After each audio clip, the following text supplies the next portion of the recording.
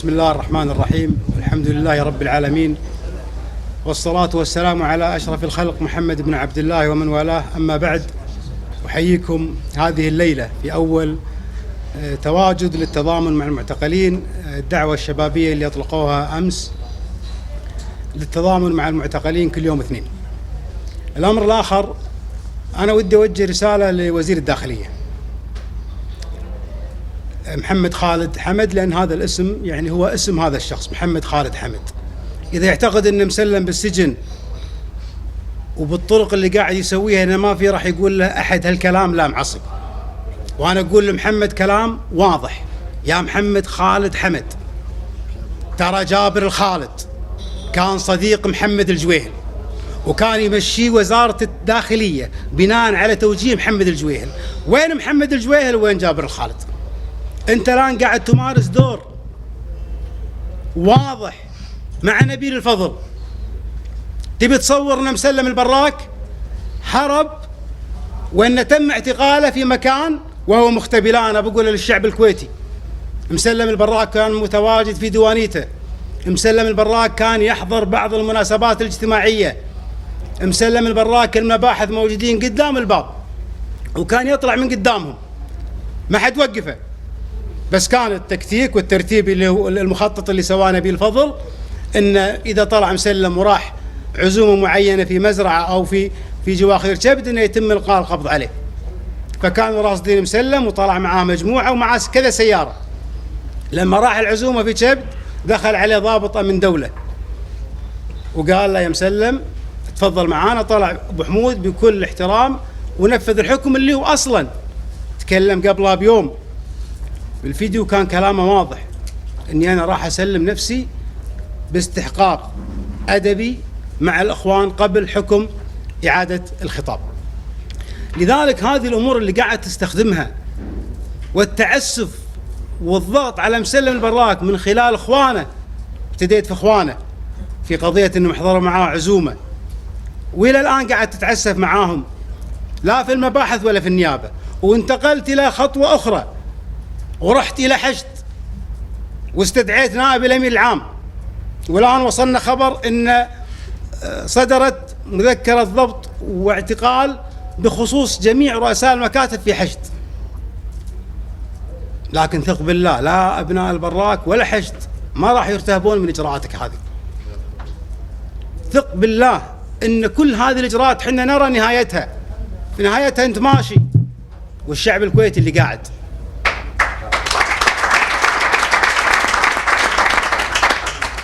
لذلك أنا أقول له بشكل واضح: أنت السيناريو اللي قاعد نشوفه حنا سيناريو جابر الخالد والجويهل، أنت قاعد تحققه بس مع نبيل الفضل اللي قاعد يوجهك في قيادة وزارة الداخلية. الأمر الآخر، نتكلم عن النيابة والمباحث. يعني يفترض هذه مؤسسات دولة، يفترض أنها تطبق صحيح القانون.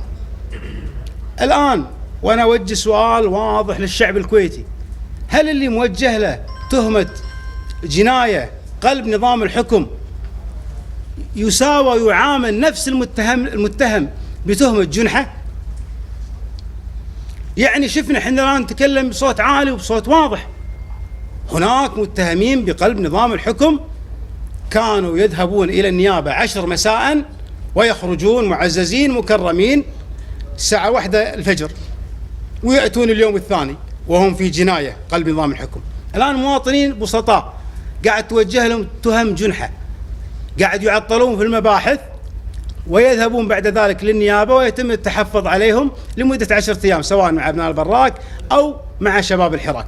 هذا سؤال مستحق قاعد نطرحه للشعب الكويتي: هل النيابة تمارس صحيح القانون مع كل المتهمين، أم أن هناك متهمين 5 ستار قاعد يجون 10 بالليل معززين مكرمين ويصورون ويطلعوا وتهمتهم قلب نظام الحكم التهمة، بينما ناس مواطنين بسطاء في جنحة لا يقعد في المباحث الجنائية وتتحفظ عليه النيابة وتتعسى.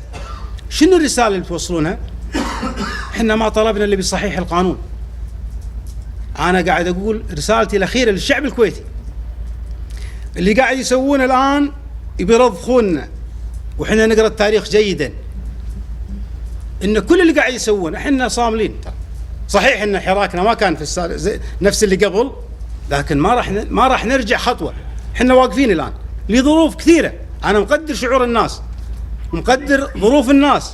يمكن الناس ما كانت تطلع الان، ما تطلع معانا نفس قبل، لكن انا اللي واثق منه ان كل الناس قاعده في بيوتها مستاءه وتنتظر الفرصه المناسبه للخروج للتعبير السلمي عن الرفض اللي قاعد يصير.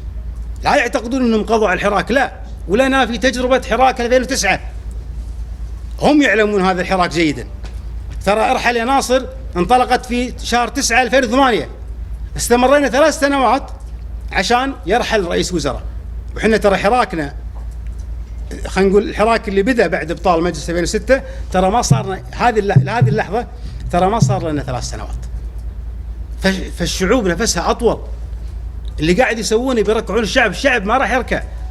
اسجن اللي تسجن، اضرب اللي تضرب، تبلى، وبعدين لذلك احنا نرى لما نقول حتى نتكلم ثقتنا برب العالمين، لا حد يتكلم يقول السلطة وصلت، لا، الله سبحانه وتعالى لا يقبل بالظلم، لا يقبل بالظلم.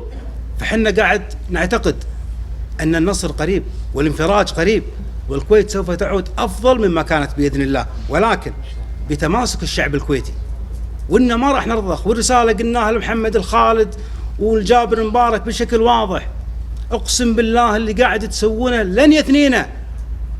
أنا أمر دواوين ناس كبار بالسن، أسمع كلام الناس، صدق الناس مو قادرة تطلع الآن لاعتبارات كثيرة ما نبي ندش في تفاصيلها، من أبرزها خلافات بعض أقطاب المعارضة اللي ما حد ينكرها، وهذا طبيعي. لو ما كان عندنا خلافات في المعارضة ما كنا معارضة أصلا، كنا على رأي رجل واحد.